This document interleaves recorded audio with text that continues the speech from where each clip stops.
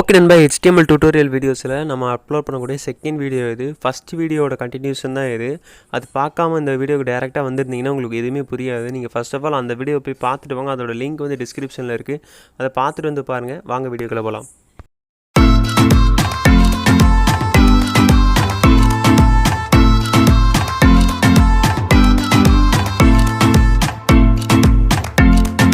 Okay நண்பா, நம்ம HTML practical செஷனை பார்க்குறதுக்கு முன்னாடி வந்து சின்னதாக அதை பற்றின ஒரு தியரி பாட்டை மட்டும் நான் இங்கே பார்த்துக்கலாம். ஆல்ரெடி இதை பற்றி நான் சொல்லியிருப்பேன். அதாவது பார்த்திங்கன்னா HTML அப்படின்றது வந்து என்ன அர்த்தம் அப்படின்னு பார்த்தீங்கன்னா வந்து ஹைப்பர் டெக்ஸ்ட் மார்க்அப் லாங்குவேஜ் அப்படின்னு நான் சொல்லியிருப்பேன். அது மட்டும் இல்லாமல் ஒரு வெப் பேஜ் நீங்கள் க்ரியேட் பண்ணுறீங்கன்னா அந்த வெப் பேஜோட ஸ்ட்ரக்சரை டிசைன் பண்ணுறதுக்கு யூஸ் பண்ணக்கூடிய ஒரு லாங்குவேஜ் தான் வந்து HTML அப்படின்னு சொல்லுவாங்க.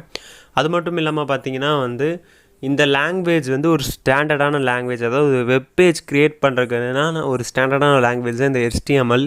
அது மட்டும் இல்லாமல் பார்த்திங்கன்னா என்னென்னா, அந்த போன வீடியோவில் நான் சொல்லியிருப்பேன். அதில் இருக்க HTMLனு பார்த்திங்கன்னா வந்து ஒரு டேக்ஸை வச்சு தான் நீங்கள் வந்து ஒரு வெப் பேஜை வந்து நீங்கள் வந்து ஃபில் பண்ணுற மாதிரி வரும். நான் ஆல்ரெடி சொல்லியிருப்பேன். ப்ரோக்ராமிங்கில் பார்த்திங்கன்னா வந்து நீங்கள் வந்து கோடிங்ஸ் யூஸ் பண்ணி வந்து நீங்கள் வந்து ஃபில் பண்ணுவீங்க.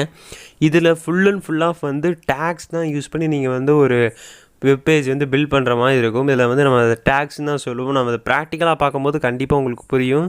அதில் ஒவ்வொரு டேகுக்கும் என்னென்ன வந்து ஒர்க் இருக்குது, அதோட யூஸ் என்ன அப்படின்னு சொல்லியிருப்பேன். அதாவது வந்து நிறைய டேக்ஸ் இருக்குது. இல்லை மெயினாக நம்ம யூஸ் பண்ணுறதை மட்டும் நம்ம பார்க்கலாம் அப்படின்னு சொல்லியிருப்பேன். அதாவது இப்போ நம்ம பார்க்க போகிறோம். இப்போ பார்த்திங்கன்னா வந்து அந்த நோட்பேட் பேஜையும் வந்து இந்த HTML இருக்கக்கூடிய அந்த டேக்ஸையும் வச்சு ஒன்றா பார்க்கும்போது உங்களுக்கு வந்து கண்டிப்பாக புரியும் அப்படின்னு சொல்லலாம். இப்போ ஃபர்ஸ்ட் ஆஃப் ஆல் பார்த்தீங்கன்னா வந்து இதில் பார்த்தீங்கன்னா டாக் டைப் அப்படின்னு சொல்லி ஒரு டேக் இருக்குது இல்லையா. ஃபர்ஸ்ட் ஆஃப் ஆல் நீங்கள் ஸ்டார்டிங்கில் மேலே பார்த்துருப்பீங்க டாக் டைப் HTML அப்படின்னு சொல்லியிருக்கோம்.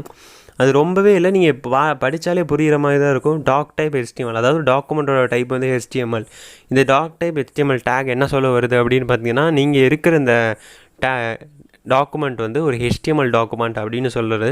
அதுக்காக தான் இந்த டாக் டைப் HTML யூஸ் பண்ணியிருக்காங்க. இந்த டாக் டைப் HTML இல்லைனாலுமே வந்து நிறைய நேரத்தில் வந்து எல்லா ஃபைல்களும் ஒர்க்காக தான் செய்யும். அதாவது இந்த HTML ஃபைல் வந்து ஒர்க்காக தான் செய்யும். இது போடணுன்றது அவசியம் கிடையாது. இருந்தாலுமே வந்து நீங்கள் வந்து பெரிய லெவலில் கோடிங் எழுதும் போது வந்து நீங்கள் இது வந்து இருக்கணும்.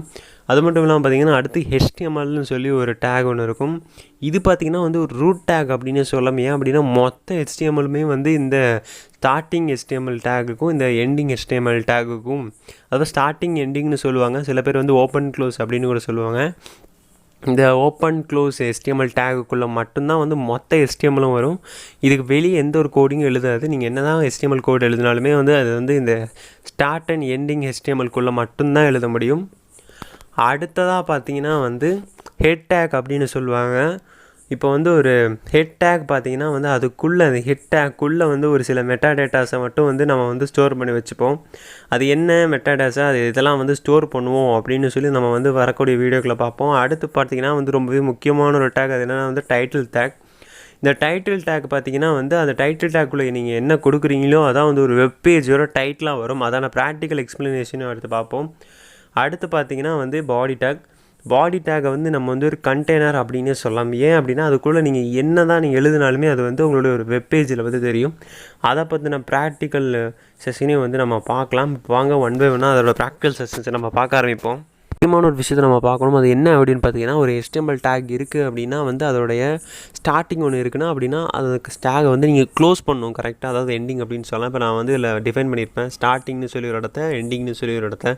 இப்போ ஸ்டார்டிங்கில் பார்த்தீங்கன்னா வந்து நம்ம வெறும் அந்த right shift operator, left shift ஆப்ரேட்டரை மட்டும் யூஸ் பண்ணியிருப்போம். ஆனால் அதே இது எண்டிங்கில் பார்த்தீங்கன்னா வந்து நம்ம ஸ்லாஷ் வச்சு க்ளோஸ் பண்ணியிருப்போம். அது வந்து க்ளோசிங் அப்படின்னு சொல்லுவாங்க, டேக் க்ளோசிங் அப்படின்னு கூட சொல்லுவாங்க.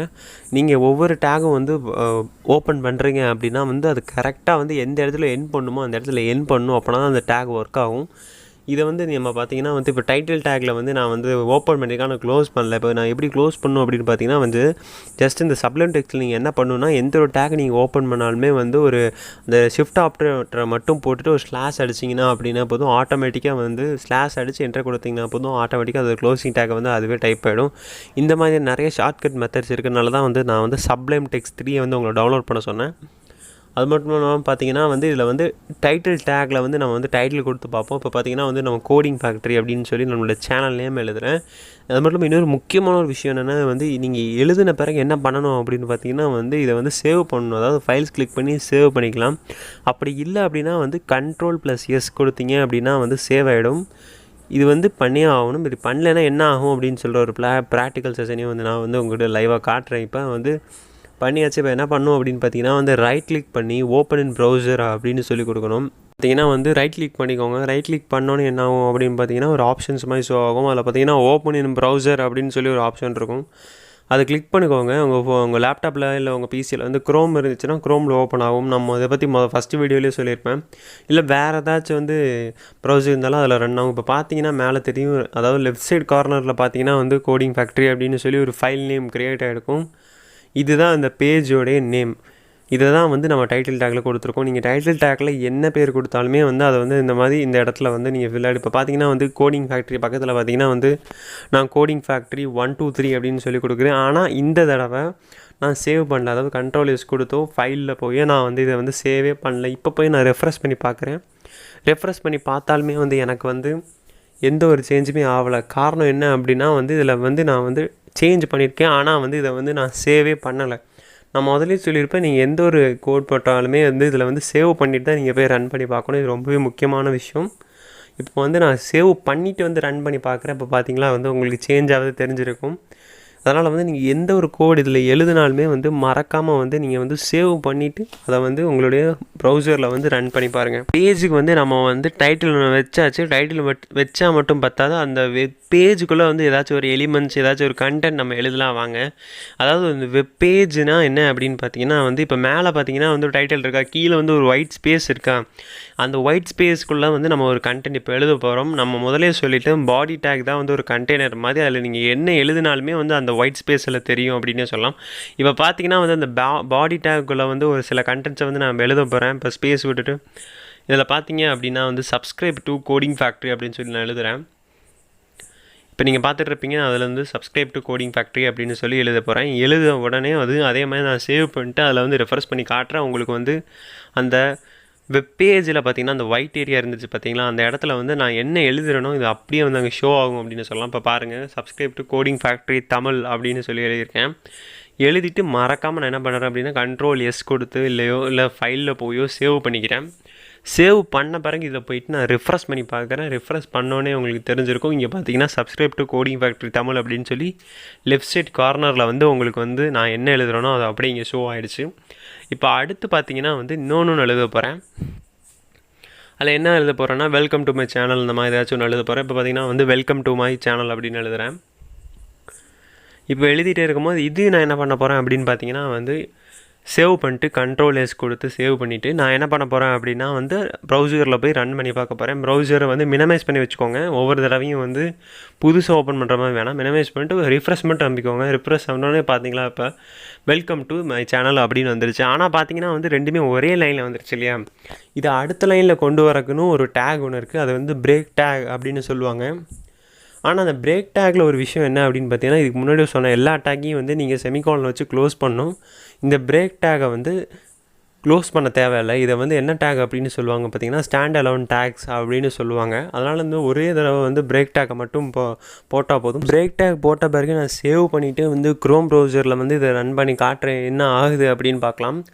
இப்போ வந்து நான் வந்து 2 கோட் எழுதியிருக்கேன். முதல்ல பார்க்கும்போது வந்து ரெண்டுமே வந்து ஒரே லைனில் இருந்துச்சு. இப்போ நான் பிரேக் டேக் யூஸ் பண்ணி வந்து இதை செப்பரேட் பண்ணிவிட்டேன். அதாவது நெக்ஸ்ட் லைனிங் நான் போய் சொல்லிட்டேன். இப்போ பார்த்தீங்கன்னா வந்து போய் ரன் பண்ணுறேன். ரன் பண்ணோன்னே பார்த்தீங்களா இந்த ஃபஸ்ட் லைனில் ஒன்றா இருந்தது பார்த்தீங்கன்னா பிரேக் டேக் அடித்த உடனே வந்து கீழே வந்துடுச்சு. இந்த மாதிரி எக்கச்சக்கமான விஷயங்கள் இருக்குது. இந்த மாதிரி டேக் யூஸ் பண்ணி தான் வந்து ஒரு ஃபுல் வெப்சைட்டே அவங்க க்ரியேட் பண்ணுறாங்க. இந்த மாதிரி பேசிக்ஸ்லேருந்து நீங்கள் ஆரம்பித்தா தான் வந்து உங்களால் வந்து ஃபுல் அண்ட் ஃபுல்லாக வந்து இதில் வந்து கற்றுக்க முடியும். அதனால் வந்து இந்த மாதிரி பேசிக்ஸ் வீடியோஸ் தானே அப்படின்னு சொல்லாமல் எடுத்தோன்னே வந்து பெரிய பெரிய ப்ராஜெக்ட்ஸ் எல்லாம் பண்ணுற வீடியோவை பார்க்காம இந்த மாதிரி பேசிக்ஸ் வீடியோவை பார்க்க ஆரம்பிச்சிங்கன்னா அது வந்து நீங்கள் வந்து ஒரு ஃபுல் ஃப்ளெட்ஜ்டு வெப் டெவலப்பர் ஆகலாம். அது மட்டும் இல்லாமல் நம்மளுடைய டுட்டோரியல் வீடியோஸ் வந்து மண்டே, வெனஸ்டே அண்ட் ஃப்ரைடே, அதாவது வீக்லி 3 days வரும். மறக்காமல் அதை வந்து நம்ம சேனலை சப்ஸ்கிரைப் பண்ணி வச்சு பாருங்கள். அப்போனா தான் உங்களுக்கு எல்லா நோட்டிஃபிகேஷனும் வரும். அது மட்டும் இல்லாமல் உங்கள் ஃப்ரெண்ட்ஸ் யாராச்சும் வெப் டெவலப்மெண்ட் கற்றுக்கணும் இல்லை HTML படிக்கணும் அப்படின்னாங்கன்னா நம்ம சேனலை வந்து அவங்களுக்கு சஜஸ்ட் பண்ணுங்கள். இந்த வீடியோ வந்து அவங்க கூட ஷேர் பண்ணுங்கள். இன்னும் இந்த மாதிரி நிறைய இன்ட்ரெஸ்டிங்கான வீடியோவில் உங்களை நான் பார்க்குறேன். ஓகே நண்பா, கீப் லவ்விங், கீப் ராக்கிங், பாய்.